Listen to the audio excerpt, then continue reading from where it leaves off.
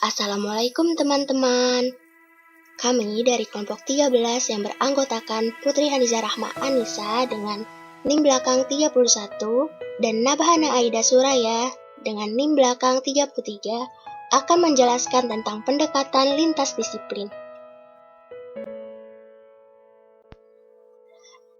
Pendekatan lintas disiplin meliputi sosiologi sastra, psikologi sastra, antropologi sastra, studi budaya, ekokritisme, multikulturalisme.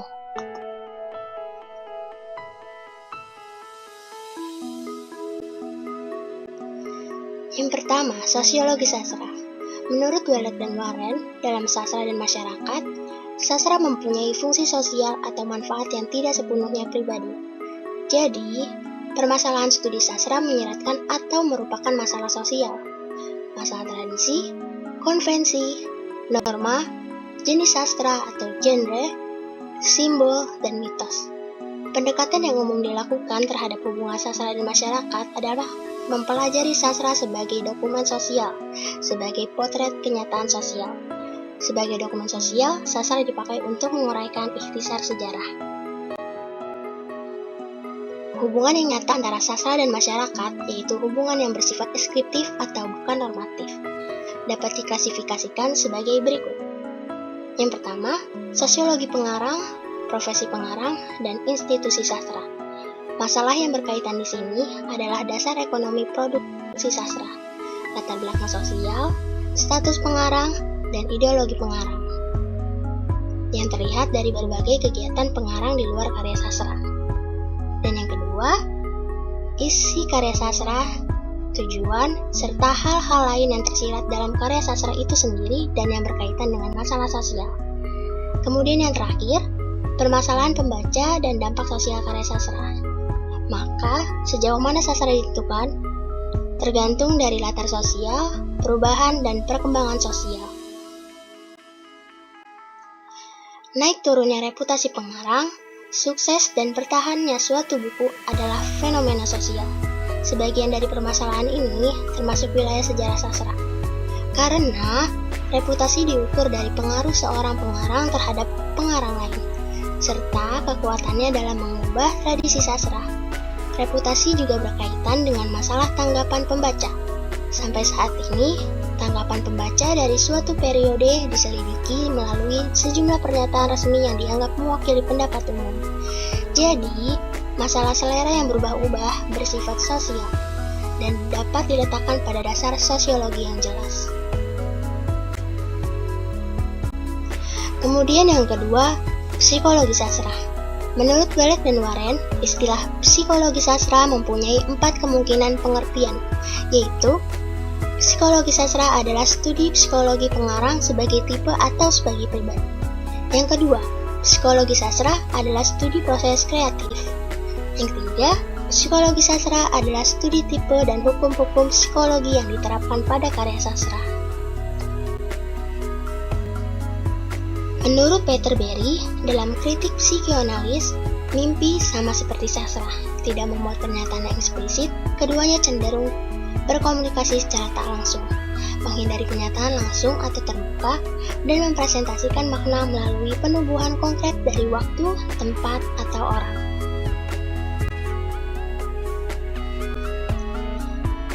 Ketiga, antropologi sastra. Antropologi sastra dalam pandangan Poyatos adalah ilmu yang mempelajari sastra berdasarkan penelitian antar budaya. Penelitian budaya dalam sastra tentu diyakini sebagai sebuah refleksi kehidupan. Harus diakui bahwa penelitian yang dimaksud sering berkembang pesat menjadi 3 arah, yaitu 1. Penelitian terhadap budaya sastrawan yang disebut antropologi pengarang, ditelaah sisi antropologisnya dengan mewawancarai dan mengamati kehidupan budaya pengarang. Kedua, penelitian teks sastra yang meneliti refleksi sastra sebagai pantulan budaya. Dan ketiga, penelitian terhadap antropologi pembaca yang secara reseptif memiliki andil penting dalam pemaknaan sastra.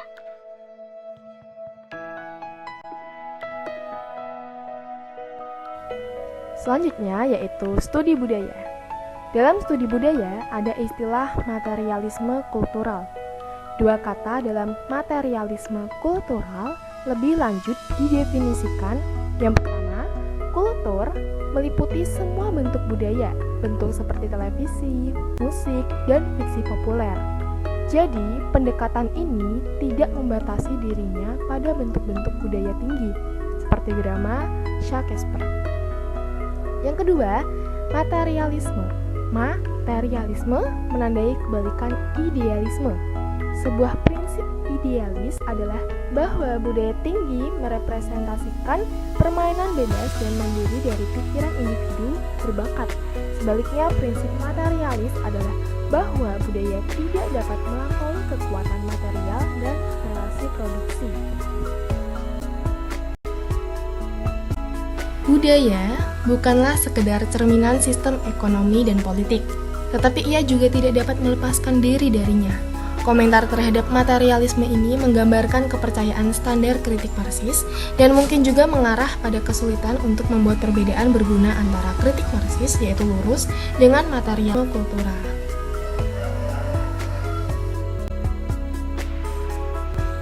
Ekokritisme. Menurut Peter Berry, definisi sederhana ekokritisme adalah studi tentang hubungan antara sastra dan lingkungan fisik. Sikap apa yang menjadi ekokritisme terlepas dari perbedaan-perbedaan yang sedang dipertanyakan.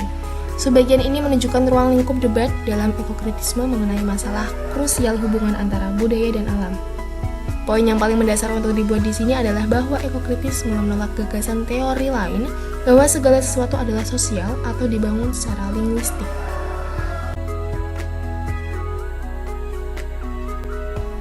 Multikulturalisme. Multikulturalisme yaitu pandangan seseorang tentang ragam kehidupan di dunia ataupun kebijakan kebudayaan yang menekankan tentang penerimaan terhadap adanya keragaman dan berbagai macam budaya atau multikultural yang ada dalam kehidupan masyarakat menyangkut nilai-nilai, sistem budaya, kebiasaan, dan politik yang Pandangan tersebut dalam kritik postkolonial memusatkan perhatian pada isu-isu perbedaan budaya dalam teks sastra yang biasanya berfokus pada isu khusus, isu gender, feminis, kelas, Marxis, dan orientasi sosial atau gaya lesbian. Hal ini menimbulkan kemungkinan sejenis pembaca super yang mampu merespon secara sama sebuah teks sastra dengan semua fokus ini. Kebanyakan para pembaca, satu dari sekian isu ini cenderung memudarkan isu yang lainnya.